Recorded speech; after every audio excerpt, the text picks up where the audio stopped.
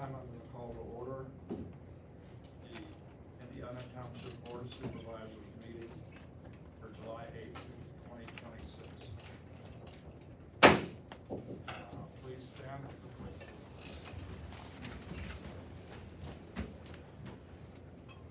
Pledge allegiance to the flag of the United States of America and to the republic for which it stands, one nation, under God, indivisible, with liberty and justice for all. Thank you. Our first agenda item is Executive session. Yeah, I just needed to make an announcement that we had an executive session prior to this meeting to discuss litigation. So, the first item is the approval of minutes for the May 13th, 2026 Code Run PRD public hearing. I'll make a motion to approve the May 13 minutes. Second. Okay, we have a motion by Supervisor Herrick, second by Supervisor Branson, or Jorgensen, sorry. I'm trying to make it Swedish. And, is there any discussion? All in favor? Aye. All opposed? Motion carries. The next one is the approval of the minutes for the continuation of the Cove Run PRD public hearing that took place on June 10th, 2026. So moved. Second. Okay, we have a motion by Supervisor Crowley, second by Supervisor Newman. Any discussion? All in favor? Aye. And last is the minutes for the regular meeting on June 10th, 2026. I move to approve the minutes of June 10th, 2026. Second. Okay, motion by Supervisor Jorgensen, second by Supervisor Crowley. Any discussion? All in favor? Aye. All opposed? Motion carries. Okay, the next item we have is citizens forum. I have before me here a list of folks that have signed up to speak. So I'm gonna just call in order, in order that you signed on the form here. And the first would be Jeremy Weiland. Pass. Okay. Oh,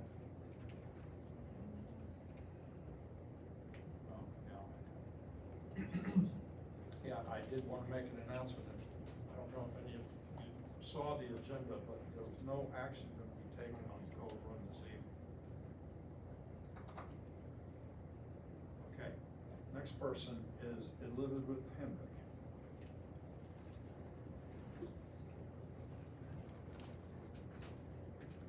Thank you. I know that there will not be a vote on this, but I still wanted to make a point concerning the Weaver Homes possible program development.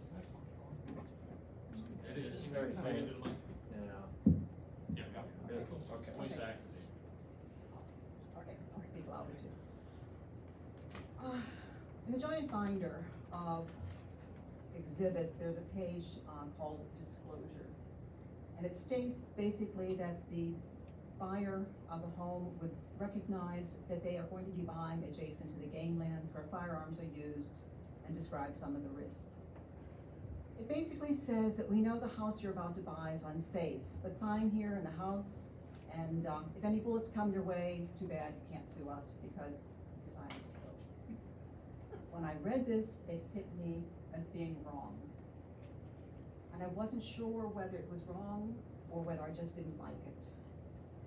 It took me a little while, but I figured out, I'd come to the conclusion that I don't like it because it is very wrong. It's both ethically and morally wrong to sell someone a house that's not safe. In our society, it is wrong. It's illegal to sell someone a house that is known to be a danger to anyone's health and well-being. That's why we have volumes of code, building, electrical, plumbing.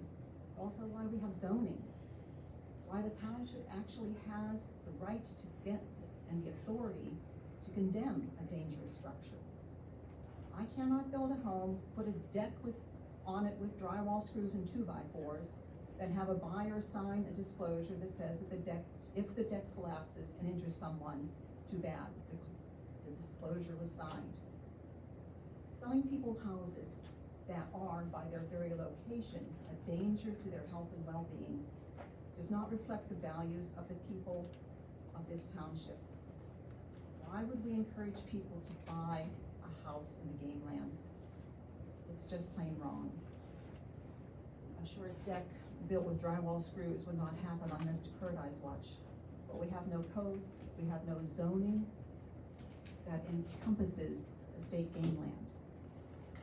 I urge the board to have those 30 seconds. those codes and those zoning developed, and also to wait until there are some safeguards. Thank you for your time. Your comments? And Al, just to clarify, so not only we're not taking action, but we're still in our quasi-judicial role, so we can't make any comments Okay. about the substantive case, just letting you know. Doesn't mean we don't value take on it. Okay, the next is Gilda Arroyo.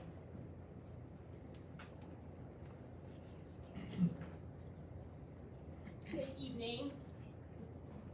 My name is Gilda Arroyo, and I'm here on behalf of Autumn Adamiak and Mike Castiglione. Mike and Autumn are husband and wife. They purchased a lot known as 107 Monticello Drive through their privately owned entity, which the two of them own. And after meeting with representatives of the township in 2024 and 2025, including the township engineer and solicitor, to confirm what would be permissible on that lot, Autumn and Mike submitted, pursuant to the Indiana Township Saldo, a request for a modification as part of their subdivision approval for the property. So are you here for the Canopy Ridge plan of lots? I am. Did you represent the property owners then? Correct, yes. I think, Mr. Hill, we're gonna allow them to, or the applicant's gonna have an opportunity to present, right? So this is time for public comment, so if you. Would you like me to wait for the Yeah, if agenda? you wanna present when your time is up, you'll have time to present your case. I will do that. Okay. That's perfect. Thank you.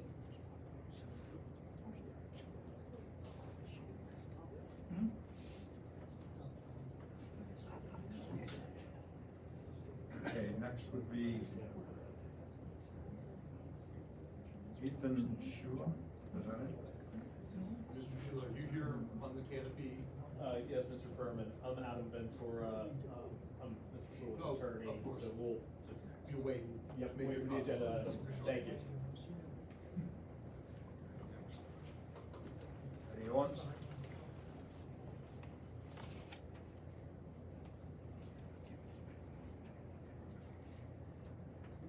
Good evening, my name is Nettie Owens, I'm a resident of Indiana Township.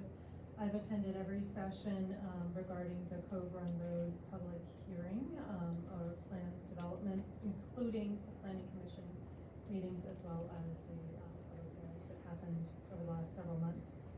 Tonight, I want to speak specifically about the integrity of the hearing process, because I believe that the way the process unfolded affects the reliability of whatever decision this board will be making in the future. A public hearing for a PRD is not just a formality. The board sits in a quasi-judicial capacity, as you mentioned. That means residents who come forward to testify are entitled to a fair, consistent, and impartial process, and I'm concerned that's not what we got. What happened was, at the beginning of the June 10th hearing, before a single resident had spoken, a supervisor raised a question suggesting another supervisor had already prejudiced himself by expressing an opinion. That is editorializing at the very start of a hearing. It sent a signal to the room about which way the wind was blowing before the public had said a word, and it was said on record. Then residents were told that the school district impacts, taxes, enrollment, the cost of every property owner in this township were not relevant and could not be considered. Families came to those hearings with data, and a Fox Chapel school board member in her residential role did share that the millage increase this year was directly tied to new development enrollment. People were effectively told that it doesn't count. And then, in the same hearing, where the school impacts were ruled irrelevant, a supervisor attempted to introduce a township commissioned cost-benefit analysis on school and tax impacts. Supervisor Newman asked if that was being entered on behalf of the developer or the residents, and there was no answer. The document was never admitted as an exhibit, but the attempt itself happened, and after residents had already been told that the same category of evidence was off the table. It's not an even playing field. The same evidentiary standard must apply to everyone, the public and the board alike. I submitted a post-hearing brief that addresses this in detail, citing the specific sections of Ordinance 404 that require this board's written decision to include thorough findings of fact. Those findings must reflect a complete and fairly developed record. The residents who came to those hearings, some of them 4 times, deserve to know that their testimony was heard and weighed on equal terms with everything else in the room. I'd like this board to address the evidentiary inconsistency directly in its decision. Thank you.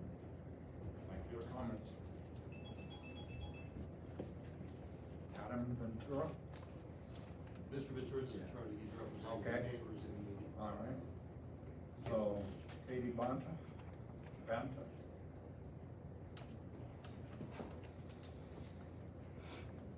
Hi, Katie Banta, 336 Milldam Road. When you guys wrote the original PRD ordinance and set the 1,200 foot limit, did you have in mind the length of this cul-de-sac that they provided, which, the picture isn't, the picture isn't provided tonight, but is that what you had in mind, the almost 3,000 foot, cul-de-sac? Or was an actual 1,200 foot limit what you, had in mind? If this is what you had in mind, why would you not defend it? Why would you not stick to that? At the last meeting, a revised plan was provided, with additional, homes added. With a change in the plan, I believe that you should send this back to the Planning Commission, for review. We've also, provided, an MDR development sketch. So an MDR is actually possible. I don't believe the one that they provided. I believe it was just made to scare everybody that they could fit that many homes. The actual land is a lot of it unbuildable. So why not, if there's an MDR possible, why would you not make them stick with that and provide an actual MDR plan, and keep the character of our township with large homes on large lots instead of cramming them in with tiny yards? I think that the Planning Commission should also take a look at this MDR. If it's possible to do, why would we not hold this land to an MDR and not use the PRD? So my suggestion is that it goes back to the Planning Commission for review. Thank you for your comment.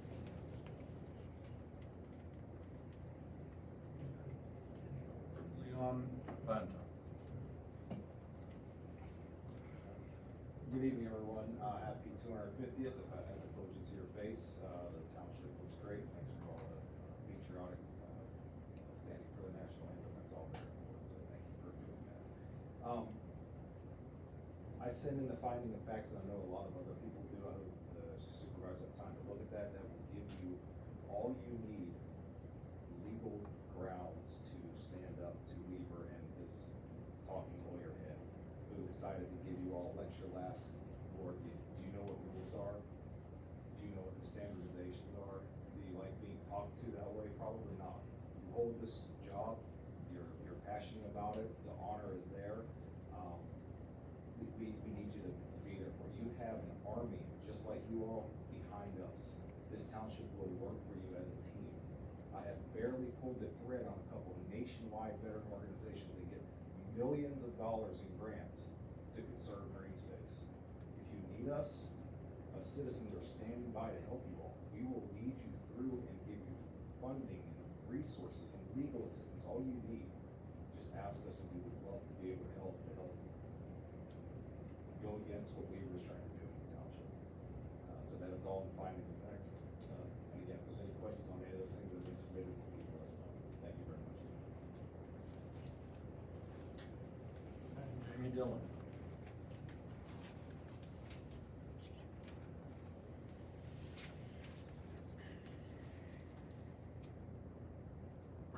I'm Jamie Dillon, I live in Shawnee Ridge.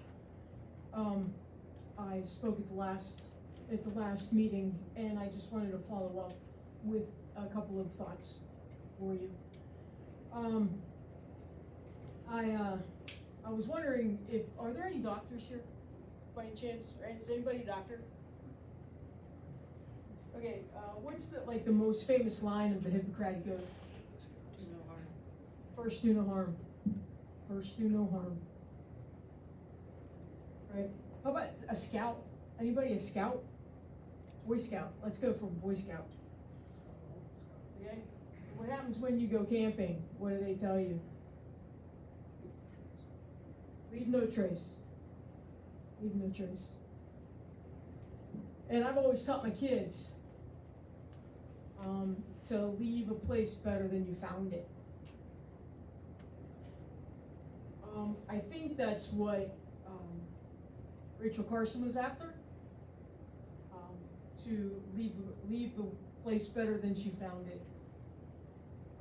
I was going to show you a picture that I took at Emmerling. Of course, I can't find it right now, but it was in January, and it was a bald eagle sitting up on the tree. And there you go. Okay. Emmerling Park, January 29th. Okay. We get one shot at our life, at our legacy, at what we give to our kids, their kids, their kids' kids. People will never see or never know.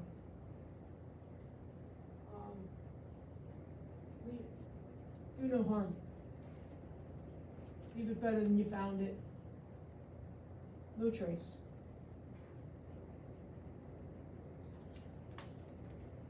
Thank you for your comment. That's everybody that signed up to speak.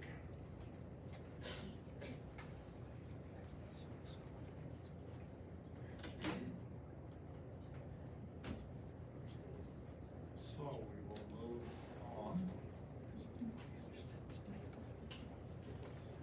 to development proposals.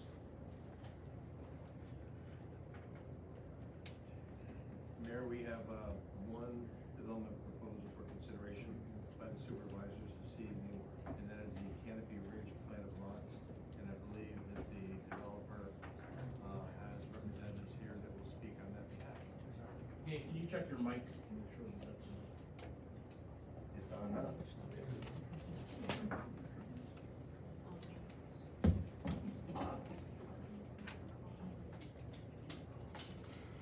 Okay, so my name is Gilda Arroyo, and I represent Autumn Adamiak and Mike Castiglione. So they were referred to just previously as developers. They're a husband and wife, and they want to build a single family home for themselves and a single family home for their parents. It's that simple. They submitted, pursuant to the Indiana Township Saldo, a request for modification as part of their subdivision approval for the property. The subdivision application seeks to subdivide the property into 2 lots. Again, the intent is to build a single family home for themselves and one for their parents. Monticello Drive, which is where the property is located, in this case their address is 107 Monticello Drive, is a private road.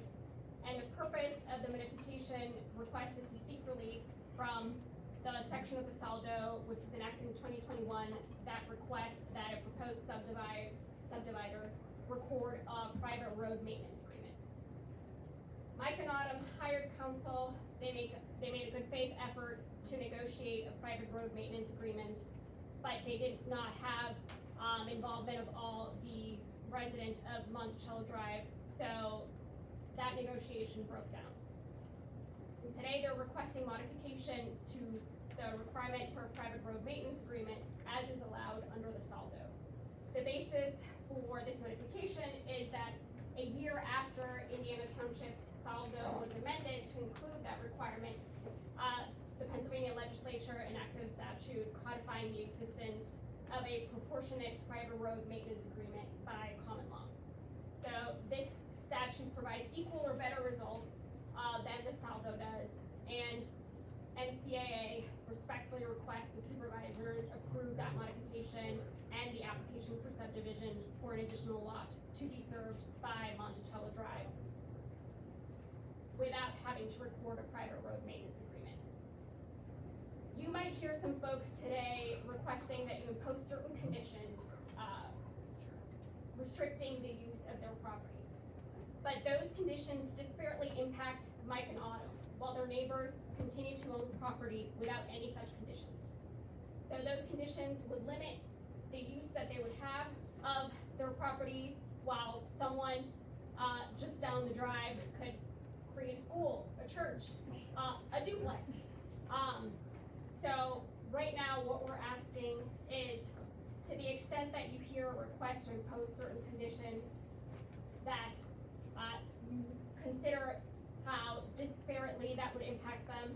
And also, I'm not certain that those conditions are within the authority of this board because they don't have a basis within the ordinance and don't seem appropriate for subdivision approval. That said, while we maintain that it's not appropriate for the board to condition subdivision approval on any such conditions limiting the use of the property, we're open to discussing those issues privately with Attorney Ventura and Mr. and Mrs. Schuler. Can I ask a question? Of course. The road maintenance agreement, from your perspective, who would have to sign that? So the property served by Monticello Drive, Which are? 105, 106, and 107.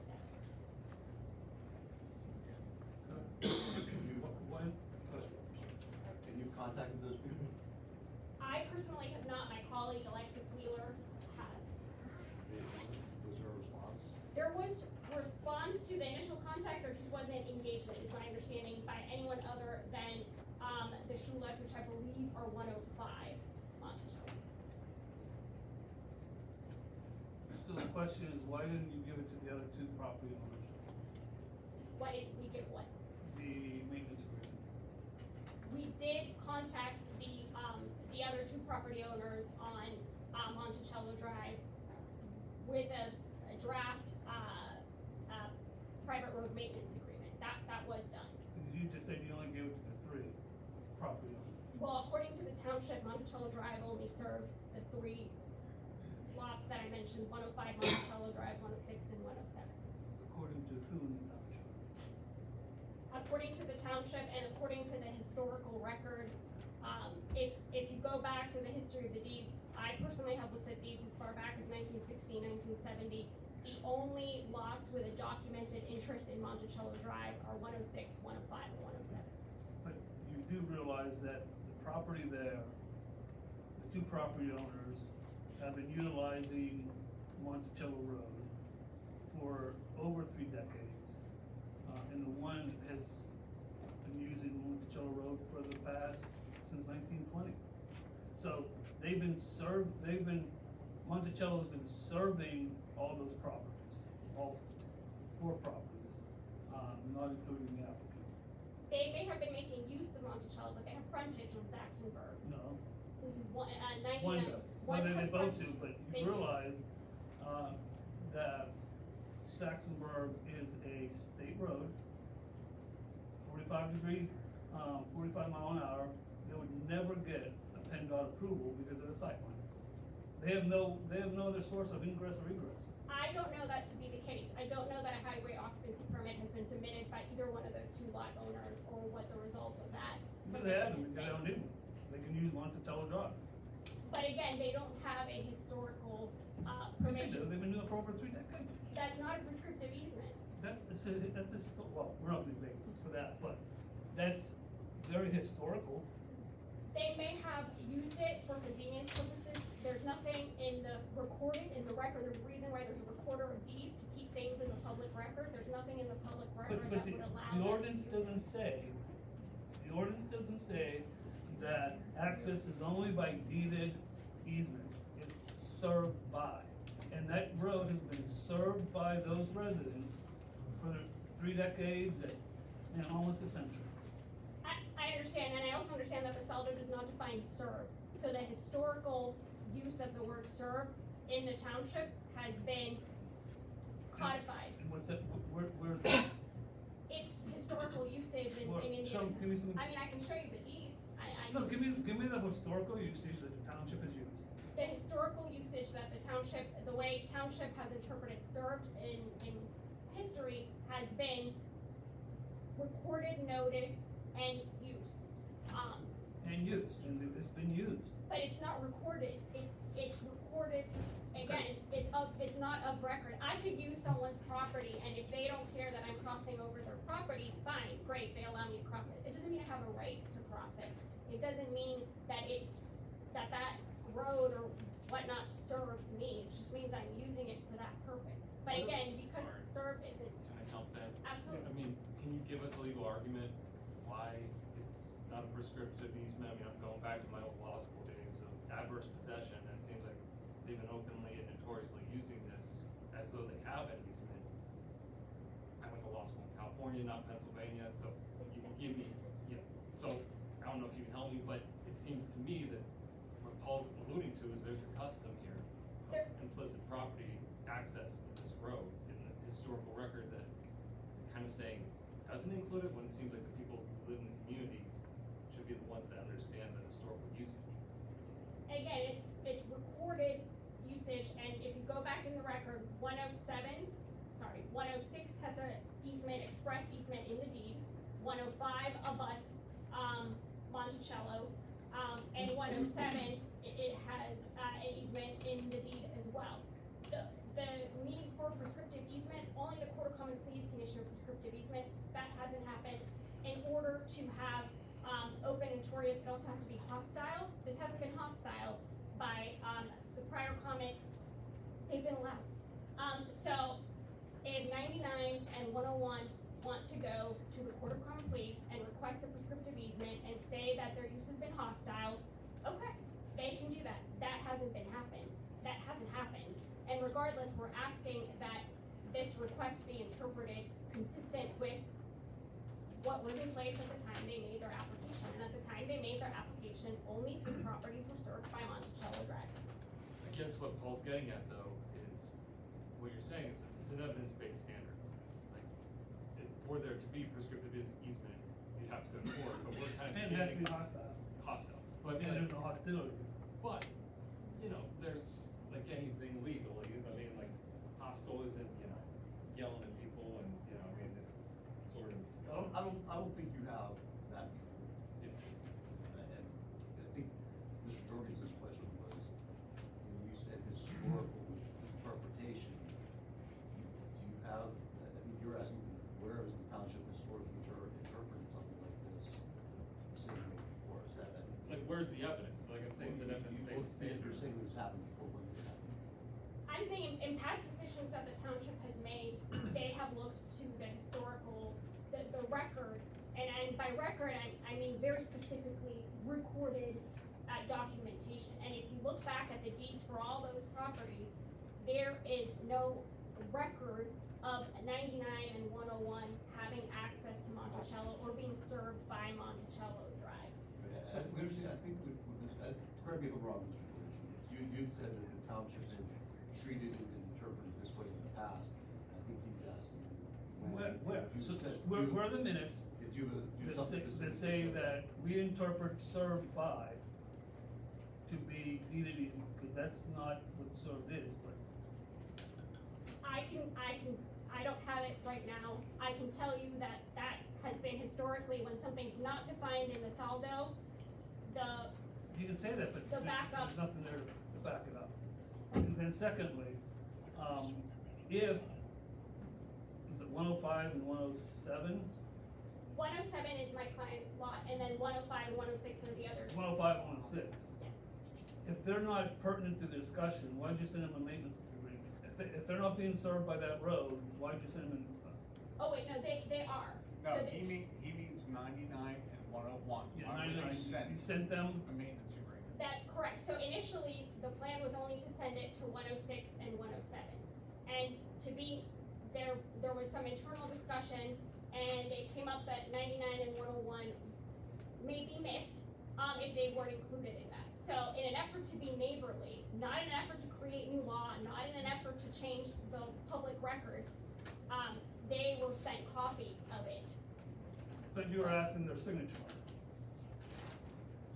Honestly, I did not send those copies, so I'm not entirely certain, but I believe we were asking their agreement to it. I don't know if their signature. Their agreement to a road that's been serving them for a very long time. Again, my Isn't client, that acknowledgement of the fact that using the road, they have permission to use the road? my clients are really genuinely just trying to be neighborly. I mean, I know Let me it ask you doesn't this sound then. great. Did your client, when you guys drafted up the maintenance agreement, talk to the landowner? Of which lot, I'm sorry? The landowner who owns the road? 105. I believe through council, there's been conversations Before about that. it was drafted? I don't actually know whether before the private. Because you're talking about all this neighborly stuff going on, there's just no communications going on, cause I believe when they saw this maintenance agreement, Do you want us? They're here, if you'd like them to, Yeah. I can't speak to their actions before they hired me, unfortunately, but they're here if you'd Yeah, like you, to. probably, Gilda's filling in for Alexis, which is less than, I think, fair today. So, yes, my name is Autumn Adamack, this is my Mike husband, Castiglione? Mike Castiglione, again, we own 107, we're trying to subdivide that into 2 lots. So what was the question? so the question is, when you drafted up, according to the seller, the maintenance agreement, did you talk to the landowner of the current road before you drafted it? We were in discussion with Ethan and all of our neighbors, except for the Orbans and the Plumbos up front, we just don't see them, we don't live there, we travel in, visit with our kids, play on the land and leave. But we were friendly with Ethan, we were friendly with the main neighbors prior to all this. When we circulated the document, Ethan had already engaged counsel, so at that point, we took a step back. We did, But And did you at the talk? same point, we did speak about road maintenance agreement when we bought the land, they were in favor of it, exactly. and we said we would like everybody that uses the road. Whoever's using it, and whoever's Be on it. is damaging the road, And that was the should point have that was equal discussed. accountability for So the road. we took financial costs to draft it, so everyone would have it, so we would have a good road to use. We don't even use the road, but we don't live there, it's woods. We're there every few days, play with the kids. And unfortunately, if, according to the state requirement now, if there's not a, maintenance agreement, you would be paying most, cause you have the most, you have the longest. Yeah, I also want to clarify, Monticello is owned by the Shulas up to their lot line, their corner. From that point on, we own Monticello, all the way back past the main papers. So they have an easement over our land, so it is jointly owned. This thing keeps being said that they own the road entirely, and that's not the case, I just want to clarify that before we continue. No, good point. So, I think what we're basically asking Yeah. is before legal arguments are drawn up and all this, that you guys sit down, go out in the back porch and have a good conversation. I think you have a lot of reasonable people here who would reasonably, can work this out. But part of the trouble is, I think there's some confusion on exactly what you're going to do. I think that you were, one second. Answer that too? Yeah, a minute. Yeah, And I think that you were saying that the applicant didn't like some of the restrictions being put onto the property. We anticipate that there's gonna be a request by, 105 Monticello, and the reason we anticipate that there's gonna be that request is because the lawyers have been talking to each other, and I will say pretty amicably at that. I don't know, I hope you don't disagree, but pretty amicably at that. And once, the Shulas retain counsel, then, these folks retain counsel. And so I do think there's room for negotiation between folks. I agree, I just think some of those things are outside the scope of, they're not requirements for the purpose of the subdivision, that's what I'm saying. But we're committed, and I even mentioned that to council, we're committed to keep talking through things and try to work things out. Okay. I'd also like to provide some context about how we got to the whole subdivision and to answer your question in regards to, our intention with the land. We bought it just because it's beautiful woods. I have 3 kids. We go play in the woods. That that was Used to kind climb of. down those hills. Exactly, yeah, we could play in your creek, digging the dirt, as we do. As my daughter's getting older, we're thinking, obviously, we gotta start looking at schools more seriously. So when we purchased the land, we met with Dan and Jeff in 3 preliminary meetings to discuss what we could do with the land. We had no vision, we just liked the land and we purchased it. As a part of those discussions, and chatting with Jeff and Dan, he talked to us at length, which is wonderful. We were told that we'd be able to subdivide our parcel. Reason being, the first 2 lots have frontage on Saxonburg Road. And so we could theoretically subdivide our 1 parcel into up to 3 and still maintain the 5 lot maximum that's specified in the south. We then hired Hampton Engineering, they went off, drafted it. 3 lots just doesn't lay out well on our land, it's a hill. It'd be too much, earth moving, trees demolished, things like that. So we elected to go with a 2 lot subdivision, just because it lays out a lot better. We weren't interested in that big of a scope. So we came back again, talked to everyone again, and that's how we arrived here. We're just trying to subdivide our lot into 2. But it's not like we, did that without guidance. We arrived there after multiple discussions, 3 times, meeting with the township to understand that we could do this. And now it's being thrown in our face that, no, you're already past the maximum. And this is 3 years later. Oh, I get it, and I appreciate your patience with that. Yeah. And I think that if you can get a commitment that it's just 2 single-family homes, I think that that's a really good starting point. And I think that if you guys can sit and work it out, you guys appear to be very good people, these guys appear to be very good people. Good people getting together can work things out, and the last thing you want is to get this group I hear that. involved in discussion. But on, I guess, Go ahead. on use, from a principle matter, we don't even know if we're building on the land. We're going through the process of. We're just trying to subdivide and say like, oh, let's take the opportunity to do this, to give our kids an opportunity, or our parents, or somebody else later on there if we choose to build. There's no grand plan of like what we are doing. We've had to understand what utilities are, because it's going to be expensive. We have to go out the back for sewage, 500 feet through the woods. We have to go up a private drive. We don't want to dig up the road. It's costly stuff. You're gonna have to fix it. At the same point, when we look at this, the road could turn over, and we are the ones now sitting here with land that is devalued in comparison to what the neighbors could do, whether it's them or it's others, 5 years, 10 years down the road. And now we're the ones saying, oh, they just did what now everybody's complaining about. Yeah, we overburdened the road with our zoning, Yeah, just but because everyone it's us. else can retain their zoning. Yeah, so it's just a Which matter of doesn't principle, sit where well it's like, with it doesn't make any sense why general we are now spot zoned, but everybody else that is on the road isn't zoned appropriately. Does But- everybody want spot Can zone? I jump in? Because I attended. Real quick. I mean, they can't add on any of their properties, they can't add another lot. No. Can you knock it down and build whatever you want? Duplex. They, exactly. I think, Paul, the point is if they just have regular MDR, neighbors, then they're entitled to do whatever use MDR entitles them to do. I guess the issue we have though is, I attended the planning commission meeting because I was concerned about the data center. I heard these things, I saw the folks from the planning commission. What your intended use was for them a very big issue, of whether to recommend it up to us.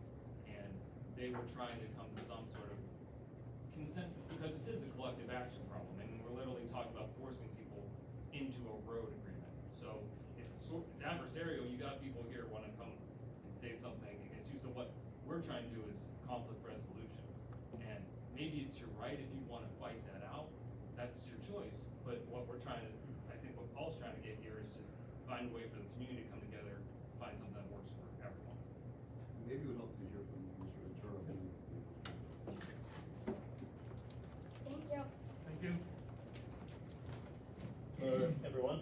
I'm Adam Ventura, represent Ethan Shola at 105 Monticello. So, I'm trying to cut to the chase, really. I imagine everyone will like that. I think you hit at the heart of the issue, Mr. Ferguson. Served, what does served mean? I think personally, my view is to interpret that as needed access is a bit of a stretch. There's any number of ways that one could have legal access that is not needed. And in this case, There are, two properties that do not have any other legal access onto Saxonburg and utilize Monticello as their sole access to Saxonburg. I had the opportunity to visit Monticello earlier this evening.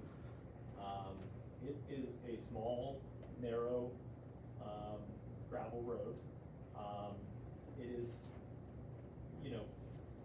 not suitable to a ton more usage than is already there. I think the served by language is in the code for a reason. I think it is designed and drafted to address this very issue, the usage of it, not necessarily a recorded legal right to use, but what is actually happening on the property. And here there are, including the existing unsubdivided lot that are already filed. Having said that, and by the way, I was engaged just about a week and a half ago. Mr. Scholl had prior counsel, so I've not been involved in this terribly long. I agree with Gilda that since I've been engaged, it's actually Alexis primarily that I've been speaking with, but we've had a number of generally productive conversations, and we were fairly close, I thought, to a largely agreed upon situation. The single family item has been a sticking point on both sides.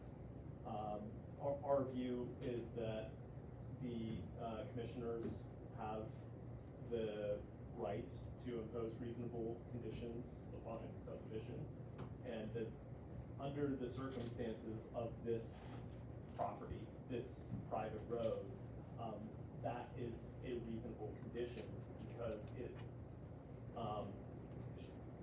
limits further usage of the, a small narrow road.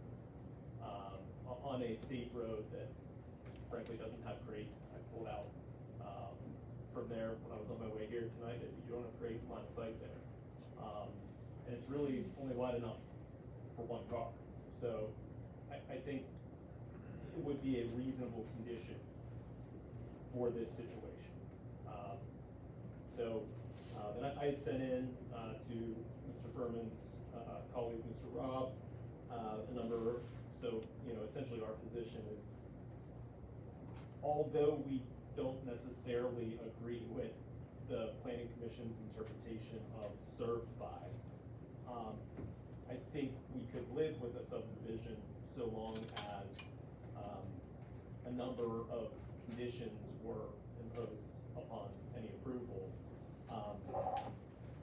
Principal among those is the single family requirement. And then I sent in a number of others, I don't know if you can read them. No, I mean, I think what we heard from counsel for the applicant was it might make sense for you guys to continue this discussion. In terms of the board's not, the board can table this until the next meeting. Mr. Ray, does it make sense to have continued discussions here with the parties? The board's not under a timeline to vote this. Sorry, I missed that. As the board is, within timeline to table this until the next meeting. Does it make sense for the two parties to have further discussion? We've been amenable to have further discussions, but that said, the issue of conditions on the lot, again, to Supervisor Newman's point, it disproportionately impacts one lot over the other lots. And again, it's a lot that still owns a portion of that road. So I'm not sure how much inroads we can make on that, but we're happy to talk.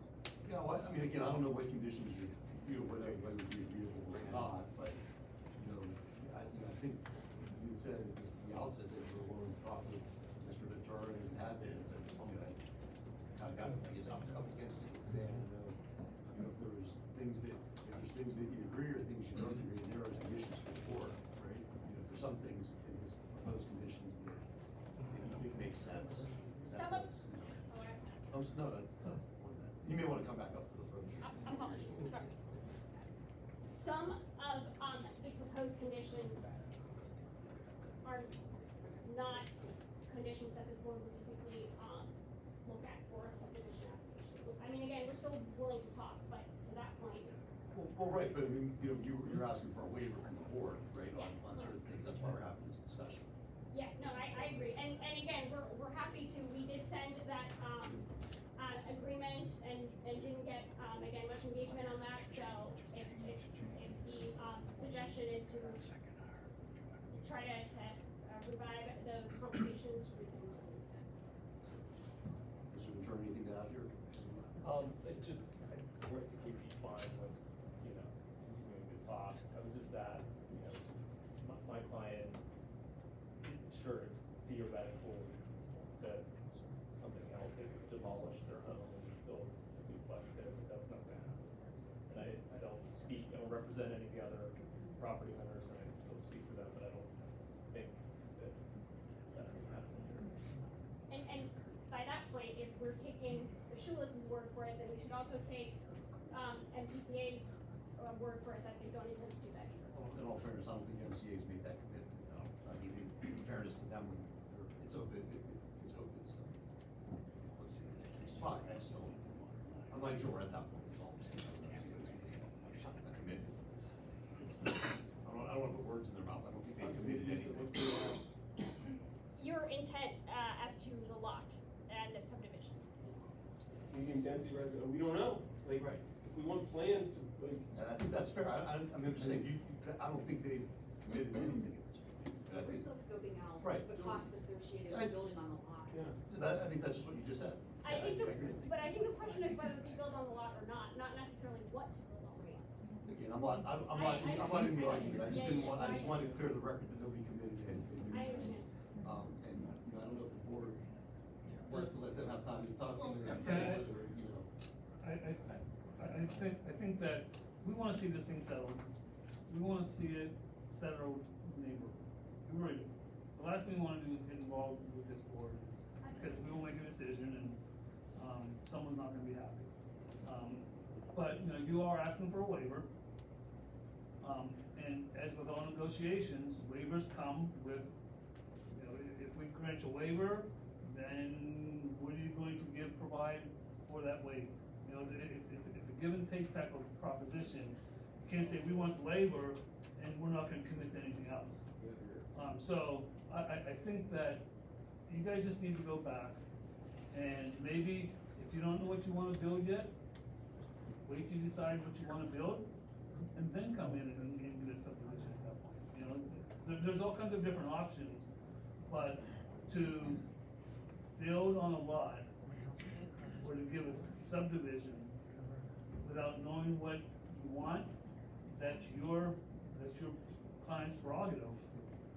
But so it does say, in order to subdivide a lot, you have to provide a maintenance agreement, which means all the landowners will have to give agreement to that maintenance agreement, or else you don't have it. The South also does provide that it's within your authority to waive that. No, you can, but. But Paul's point is that we Yeah. understand that there are some rights and some privileges that you might have to give up, but clearly we have the right as the board to not grant waivers, so I mean, it's a back and forth, so We'll talk. it feels a little bit aggressive to us to say, like, look, this is our right, when you're coming and asking for what's essentially us to use our power to give you special assistance to move this thing forward.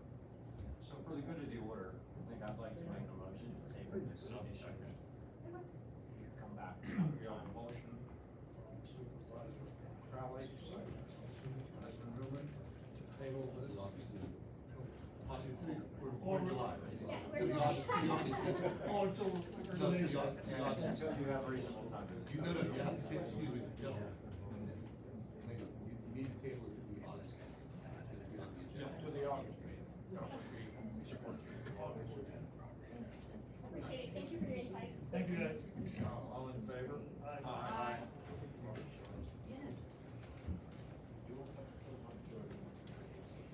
There's nothing, on Cove Run PRD tonight, it's just on, there's a placeholder as there was a development proposal. There'll be no action tonight and no discussion on that. Motion to pay the bills. Make a motion to pay the bills. Second. Motion by Supervisor Jorgensen, second by Supervisor Crowley. Pay the bills, all in favor? Aye. Okay, old business? We have no old business, Mayor. Okay, thank you. On to reports, volunteer fire companies. Nothing new to report, Mr. Mayor. Thank you. Emergency medical services. Good evening, everyone. I just want to take a moment, introduce myself. My name's Lee Pentek. I am taking over as the director for West Erie EMS. We know, right now, the station's here. That's appreciated. I was glad to see that when I took over. Mr. Humes, who you may have all known, is transitioning out of that and he's moving on to other endeavors, but he will be there with me for the next couple weeks till we make a full transition of everything going on. Right now, the township's averaging between 110 and 135 calls a month. Hopefully by the next meeting, I will be able to have exact numbers built up once I can get through all these programs that they have available to me. Our subscription drive has gone out. This is the first year that the entire township has that from West Erie. And we've been getting calls from residents asking questions. I encourage everyone to call if you have questions. The information's there. And, you know, if you have any questions, problems with any of the crews that might show up, hopefully not, but I will be there all week, every day, every week, to answer your questions. Feel free to call. And like I said, hopefully by next month, we'll have a little more in-depth information on, you know, exactly what we're doing in the township and everything. So please feel free to reach out if anybody has any questions. Thanks. It's good to meet you, Lee. Thanks for coming out tonight. Thanks, And no you problem. intend to keep going with Bill's reports that you would give us to the board of supervisors? I mean, you can coordinate with Bill, but sometimes you would give us a more general outline of numbers as well as. Oh, yeah, And absolutely. then you would give us a more specific, more financial. Yeah, exactly, as far as, you know, the number of calls that we're answering in the township, you know, any of the calls that, you know, might fail, that, you know, mutual aid would respond in. The subscription service does have reciprocity with all the, you know, the agencies, mutual aid responses are automatically set up, you all know that.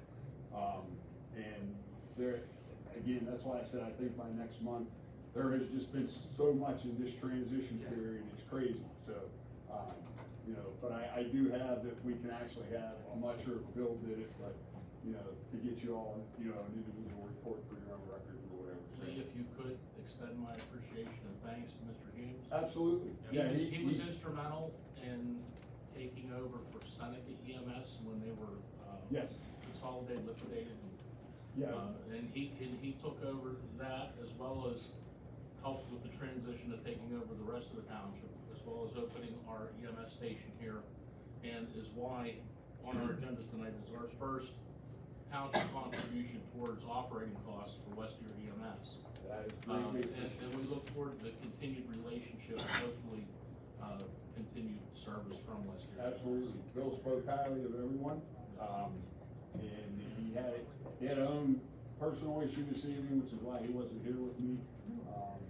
So I will say I was a little shaken when I saw the news here. I wasn't sure what was going on, but I thought, wow, just right to the wolves. We might be waiting for you. That's not for you.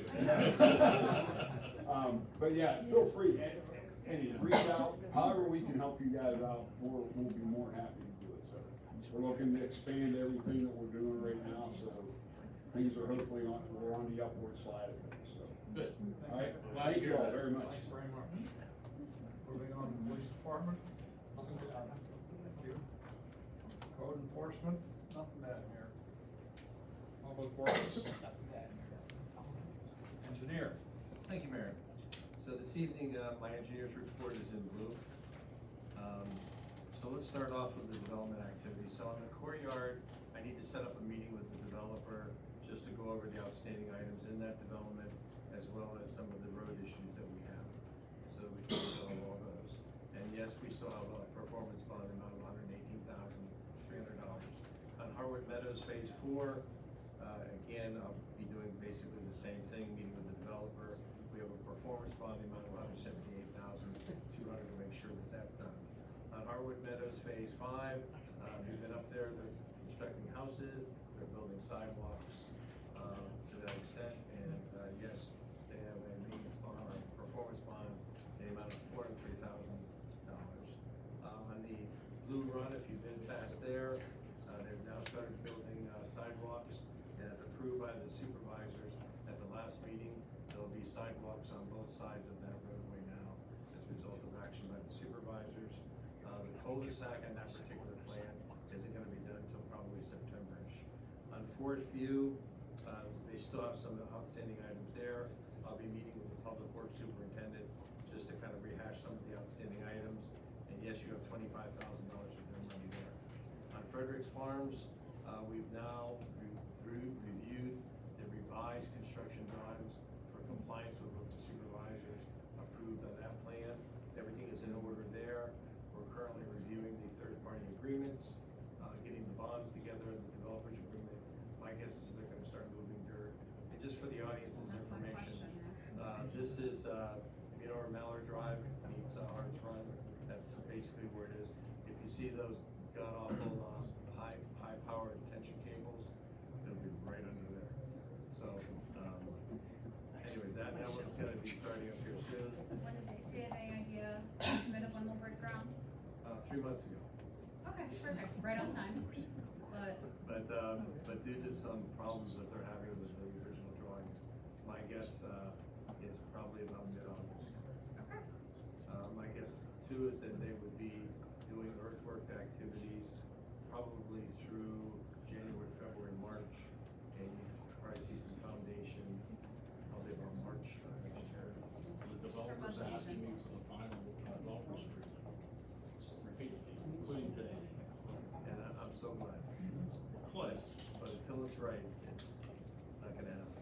The Harmony, believe it or not, I did drive by there once, and there was no cars on the driveway, but anyways. Midnight? I think they did it just for me, anyways. On Indian Trails, that one. Nothing new to report, on that one, Mr. Slater, there's a settlement conference scheduled with Mr. Parties. No, that sounds great. MS4, September 26th is our deadline on that. People's Natural Gas, if you've seen a lot of construction activities, they're building pipelines through, over the river and through the woods, I guess is the old terminology. In my yard. In your yard. The Brozick Center, I really need to get out there and see what we're gonna do there. I'm happy to report that we've completed the design for Emerling Park's ADA project, Phase 4 now. Because the township is financially situated the way that you are, we're able to get grant opportunities in small spurts, which means small projects. But if you've been down in Emerling Park and looked at the area off of 910, you'll see a series of sidewalks. That's those white long things that kind of trickle through the woods there. The last phase will be the sidewalk from the bridge to the pavilion. And then the last thing we'll be doing is working with our manager on getting some additional grant monies for what we call a ADA fishing pier, which I think is gonna be pretty cool. To have a platform cantilever over top of Little Deer Creek, and so that you can pull a wheelchair basically up there, put your line in the water, and hopefully catch a trout. So it just, what's that thing about fishing in a barrel? So we are gonna put some long restrictions in the water eventually that will back up the water in that area and pond it to kind of like hedge our bet a little bit. So, and I'm not saying that's the place you want to go, but anyways. And then finally on the paving project, this is an effort by the township supervisors to put forth close to about $800,000 worth of improvements. And right now we finished the roadways over in Laurel Ridge. Heather Hills will be next, probably next week. We are putting guide rails on Blue Run Road. If you've ever driven up Blue Run Road and the guide rail are about at ankle height, then we're trying to correct those a little bit, just so nobody leaves the hillside. And then finally, we're providing dust control for back roads. That's it. Thank you. So a lot going on. Solicitor, no report tonight, sir. Thank you. Manager. I had a meeting with Andrea Lehman, who's the Fox Chapel Borough appointee to the Fox Chapel Authority, along with Ms. Mantilla, who's our appointee to the Fox Chapel Authority and their manager. They were notified by Pittsburgh Water that they raised their rates effective as of June 1st. So retroactively to the new full rate of $11.77 per 1,000 gallons, and Fox Chapel Area Authority's current rate is $4.88. So this represents an immediate retroactive increase of 141%.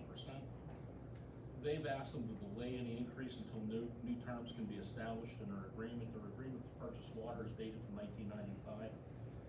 So they're working to do that this time, and they have reached out to State Representative Mandy Steele, who I know is in conversation with that group to see if she can help with that issue.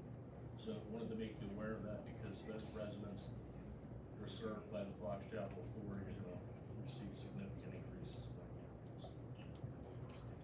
Triple digit. Yes. In addition to that, I was mentioned I added to the agenda, you see that it was amended to include a traffic safety maintenance agreement with PennDOT.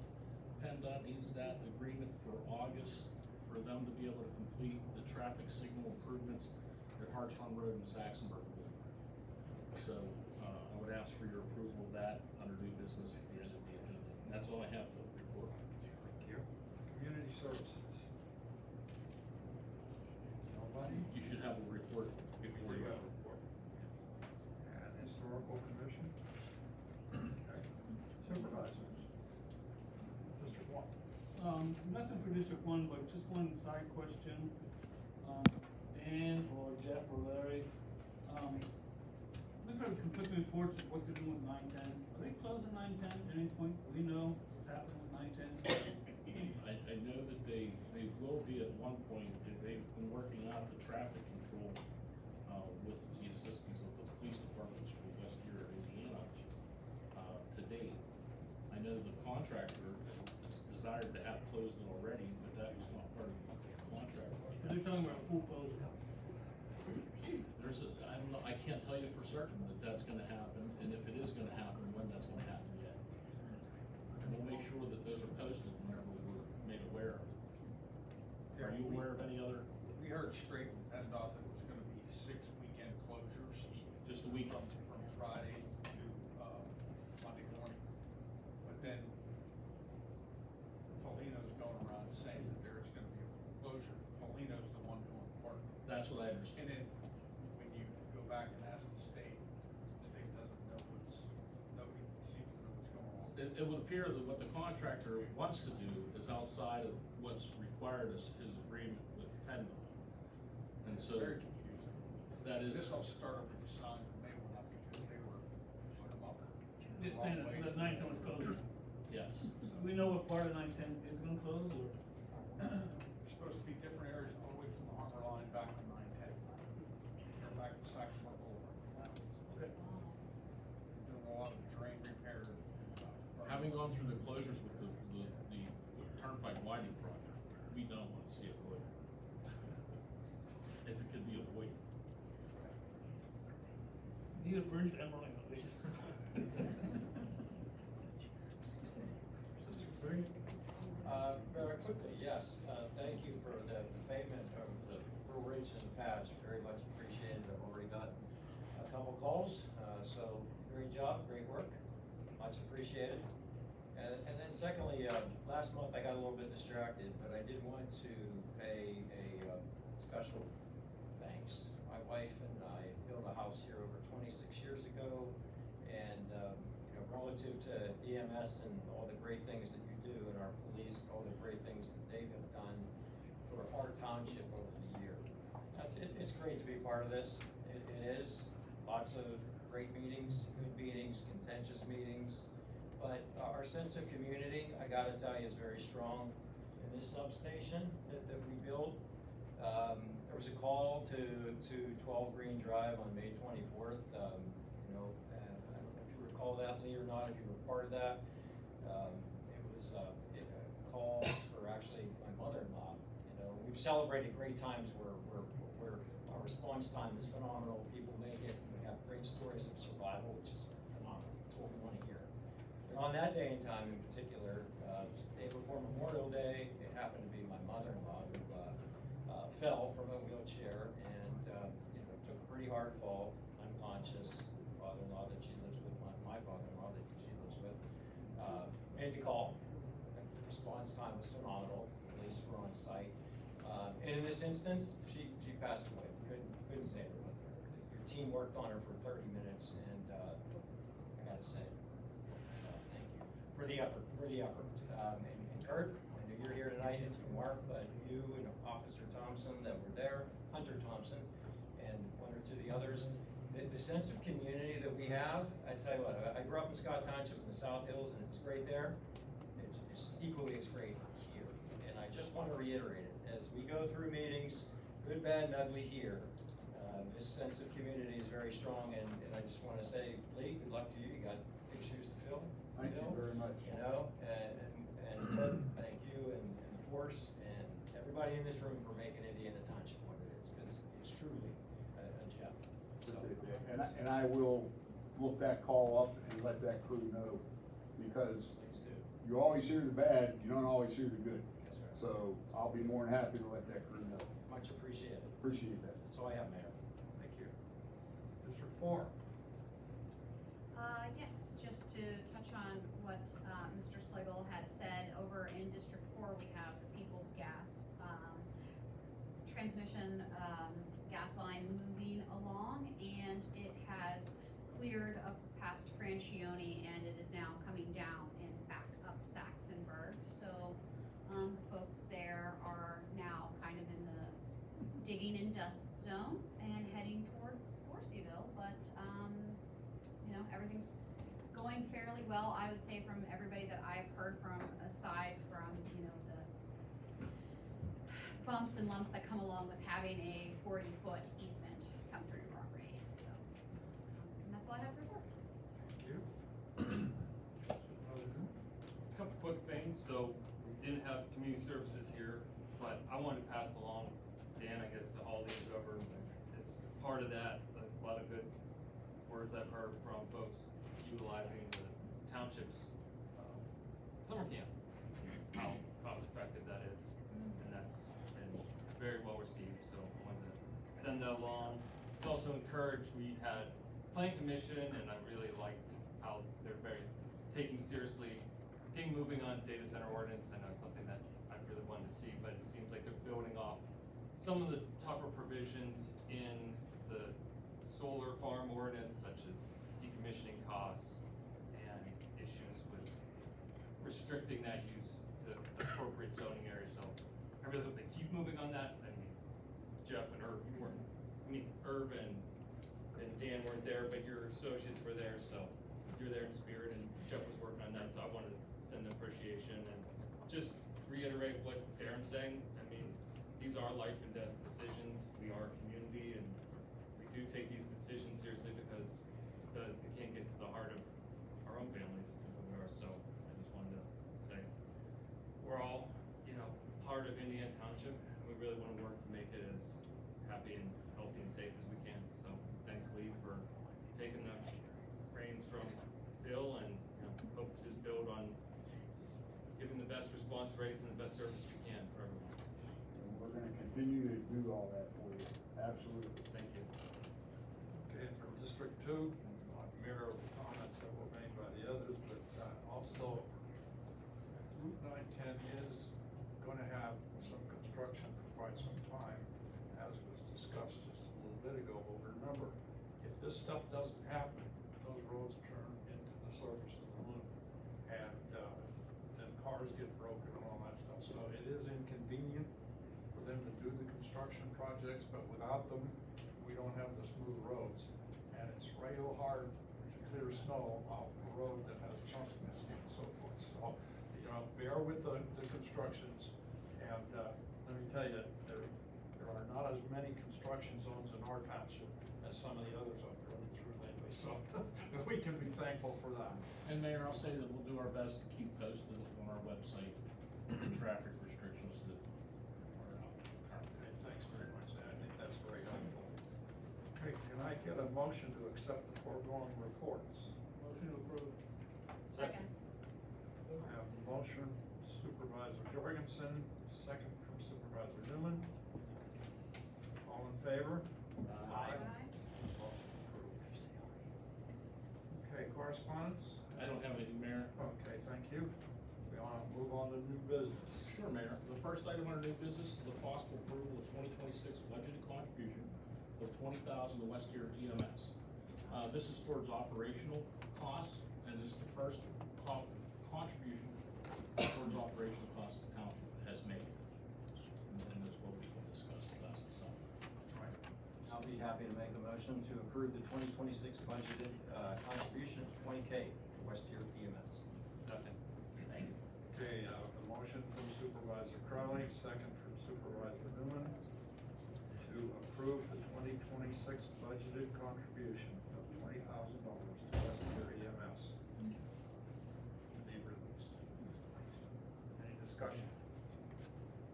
All in favor? Aye. Approved. All right. Thank you all. I appreciate that very much, and Thank you very much. look forward to our continued cooperation. The next is the possible approval to hire administrative assistant Alicia Snyder. You should have a memo before you.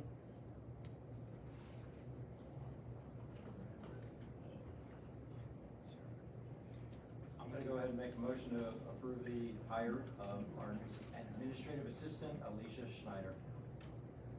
Second. Motion by Supervisor Crowley, second by Supervisor Jorgensen, to approve the hire of administrative assistant Alicia Schneider. Any comments? All in favor? Aye. Thank you all. And then the next item is the possible approval of the Joint Comprehensive Plan Steering Committee. I gave you a memo outlining, Indiana Township's proposed Joint Comprehensive Plan Steering Committee members. The committee, will be working with the members of Westier Township Steering Committee on a Joint Comprehensive Plan. And those are made up of volunteers currently serving on boards or commissions within the township. The two from the Board of Supervisors being Al Kahn and Sarah Hertwick. And from the Planning Commission, Kevin McKeegan and Peter Bloom. And then from the Zoning Hearing Board, Chris Capone and David Gladowski. It's anticipated that Westiers will be made up of current and possibly a former board member, as well as the two citizens as we have listed as Mr. Capone and Mr. Gladowski. But I think that gives a pretty good selection through our boards and commissions, and would be a very good team representing Indiana Township's interest in the Joint Comprehensive Plan. I have talked to all those individuals, and they all have agreed to serve on that committee, as it's important that they all be willing to attend those meetings, and I would ask for your approval. I'll go make a motion for the approval of the Joint Comprehensive Plan Steering Committee. Second. Okay. I have a motion and a second for approval of the Joint Comprehensive Plan Steering Commission. Any discussion? All in favor? Aye. All opposed? Motion carries. Thank you all very much, and I expect Westier to be taking action this evening, and I'll send a confirmation once I get their confirmation of those names, so that you're all aware of those, okay? The next item then, Mayor, is the possible approval of the traffic safety maintenance agreement with PennDOT that I covered under my report. And that's in the form of resolution 2026-08. I'll make a motion to approve resolution 2026-08.